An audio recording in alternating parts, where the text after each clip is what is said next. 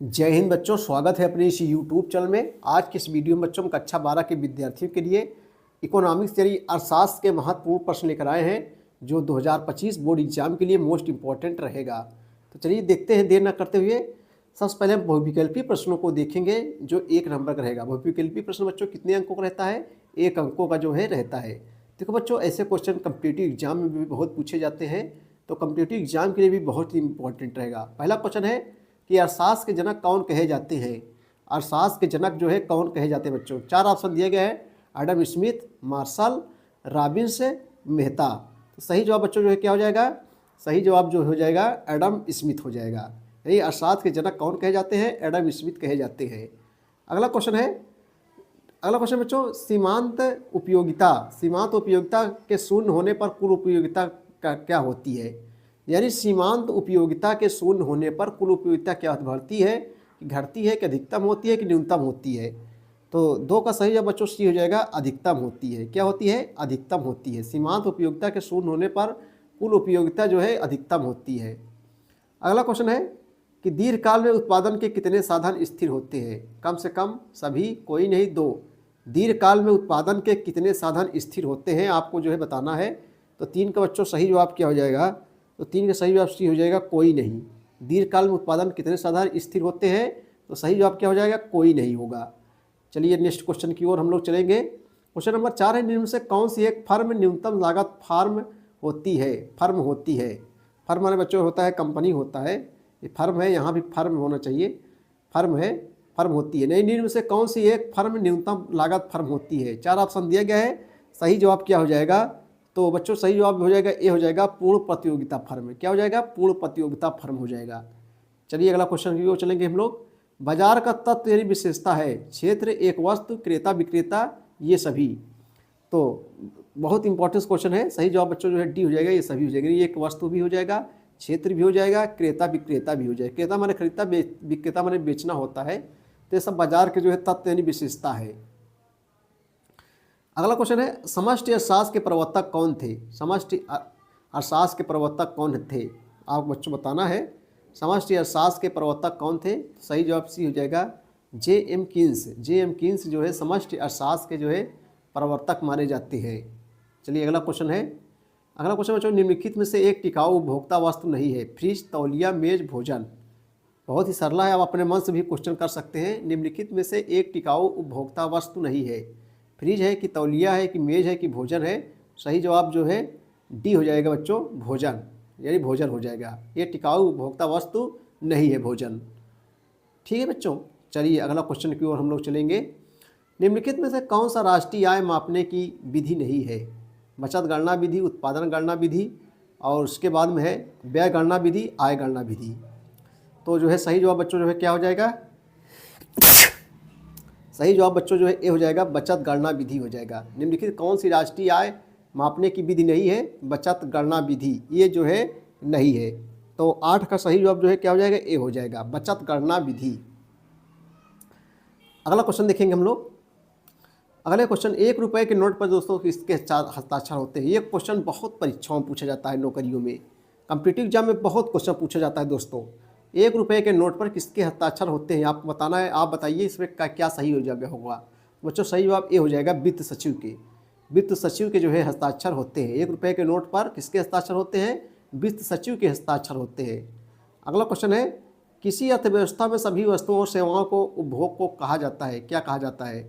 समग्र मांग, समग्र पूर्ति, समग्र उपयोग, इनमें से कोई नहीं। तो 10 का सही जवाब दोस्तों जो है क्या हो जाएगा? 10 का बच्चों सही जवाब जो है हो जाएगा सी हो जाएगा, समग्र मांग हो जाएगा। सही जवाब क्या हो जाएगा? समग्र उपयोग। किसी अर्थव्यवस्था में सभी वस्तुओं और सेवाओं को उपभोग को क्या कहा जाता है? समग्र उपयोग कहा जाता है। अगला क्वेश्चन है, चलिए अब हम लोग अतलेगुत्री प्रश्नों को देखेंगे दोस्तों। जो है 2-2 अंकों का जो है रहता है, कभी 3 अंकों भी पूछ लिया जाता है। तो आइए अतलेगुत्री क्वेश्चनों को हम लोग देखेंगे। छोटे छोटे क्वेश्चन है। भुगतान संतुलन खाता किसे कहते हैं? अगला क्वेश्चन है कि भुगतान संतुलन खाता किसे कहते हैं? तो आइए इसका उत्तर देखेंगे। देखो, भुगतान संतुलन खाता एक देश के निवासियों और शेष विश्व के मध्य एक विशिष्ट अवधि में किए गए सभी आर्थिक लेन देन का एक व्यवस्थित रिकॉर्ड है। ठीक है भैया, एक व्यवस्थित रिकॉर्ड है, इसे कहते हैं भुगतान संतुलन। चलिए अगला क्वेश्चन देखेंगे हम लोग, सार्वजनिक वस्तुएं क्या हैं दोस्तों। सार्वजनिक मतलब देखो बच्चों, सार्वजनिक मतलब जो सरकारी होता है, जो सब यूज करते हैं, जैसे कुआं हो गया, तालाब हो गया, उसके बाद नदी का पानी वगैरह, ये सार्वजनिक चीज़ें हैं। पंचायत घर हो गया, मतलब ये सार्वजनिक वस्तु है बच्चों, इसमें सब यूज करते हैं। जैसे कि प्रकाश सरकारी होता है, वही पूछ रहा है कि सार्वजनिक वस्तुएं क्या हैं। आइए इसका उत्तर हम लोग देखेंगे। देखो, वे वस्तुएं जिन्हें बाजार तंत्र के द्वारा उपलब्ध नहीं कराया जा सकता तथा जिन वस्तुओं तथा सेवाओं को सरकार उपलब्ध कराती है, सार्वजनिक वस्तुएं कहलाती है। सीधी सी परिभाषा आप अपने मन से भी लिख सकते हैं, जैसे बच्चों राष्ट्रीय सुरक्षा, सड़कें हो गया, सरकारी प्रशासन आदि।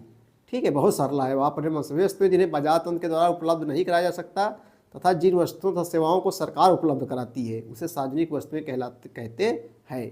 जैसे सड़क है बच्चों, सड़क पर सब चल सकते हैं, कोई एक आदमी थोड़ी चल सकता है। ये सार्वजनिक चीज़ें हैं जो सब यूज करें। शिक्षित बेरोजगारी क्या है, बहुत सरल है, ये भी क्वेश्चन है। शिक्षित बेरोजगारी बच्चों, आजकल देख रहे हो कि पढ़े लिखे लोग ज़्यादा जो है बेरोजगार हैं। शिक्षित बेरोजगारी, इसका बच्चों मूल कारण है जनसंख्या अधिक होना। इस समय जनसंख्या बहुत तेज़ी से जो है बढ़ रही है।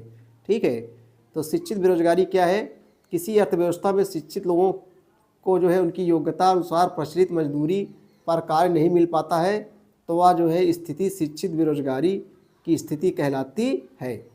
ठीक है भैया। अगला क्वेश्चन है कि वस्तु विनिमय प्रणाली को समझाइए।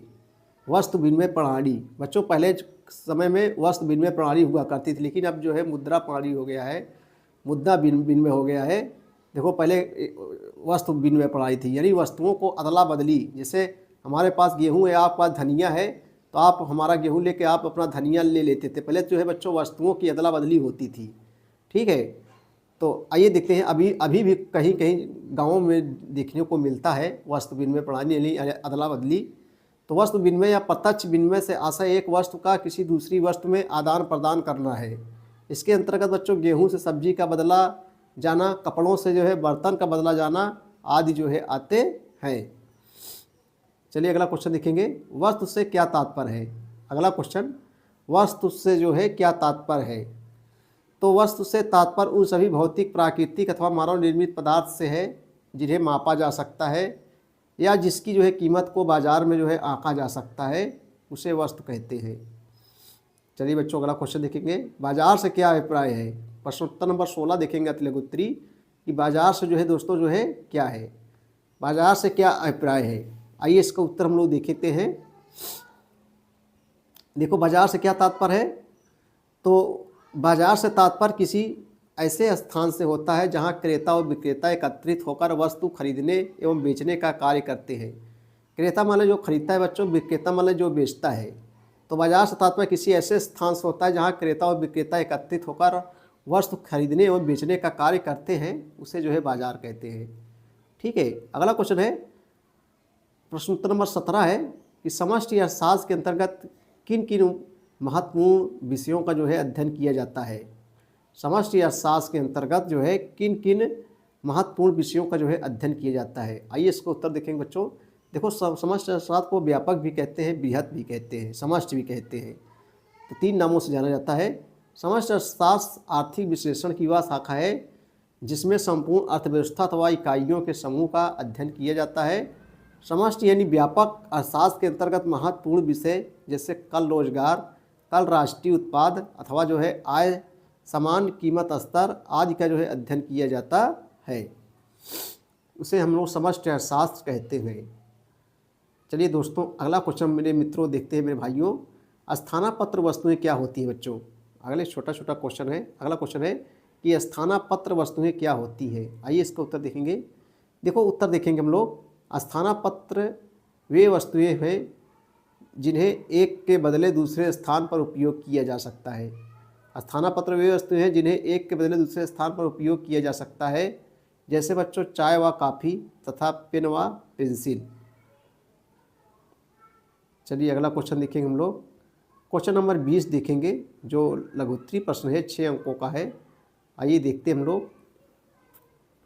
केंद्रीकृत योजनाबद्ध अर्थव्यवस्था क्या है। लगातार कई वर्षों जो है परीक्षाओं में दोस्तों जो है पूछा जा रहा है, केंद्रीकृत योजनाबद्ध अर्थव्यवस्था क्या है। आइए इसको उत्तर हम लोग देखेंगे। चलिए, लघुत्तरी प्रश्न है, देखते हैं। देखो, केंद्रीकृत योजनाबद्ध अर्थव्यवस्था के अंतर्गत अर्थव्यवस्था के सभी महत्वपूर्ण कार्यों जैसे उत्पादन, विनिमय, उपभोग आदि की जो है योजना सरकार या एक केंद्रीय संस्था द्वारा जो है बनाई जाती है। सरकार अथवा केंद्रीय सत्ता संसाधनों के ऐसे प्रयोग को जो है सुनिश्चित करने का प्रयास करती है जो पूरे समाज के हित में हो। उदाहरण के लिए बच्चों, यदि शिक्षा हेतु विद्यालय की कमी पाई जाती है तो सरकार जो है निजी स्तर पर जो है इनकी स्थापना के लिए लोगों को प्रेरित करती है अथवा खुद ही जो है विद्यालय खोलने का निर्णय ले लेती है। आज के युग में समानता ऐसी अर्थव्यवस्थाएं नहीं पाई जाती। चीन इसका एक उदाहरण है बच्चों। चीन में ऐसी जो है पाई जाती है अर्थव्यवस्थाएं। ठीक है, चीन में ऐसी अर्थव्यवस्थाएं पाई जाती हैं। तो बच्चों, ये थे मोस्ट इम्पॉर्टेंट क्वेश्चन कक्षा 12 के विद्यार्थियों के लिए अर्थशास्त्र के जो है। वीडियो देखने के लिए बहुत बहुत धन्यवाद। Thank you so much.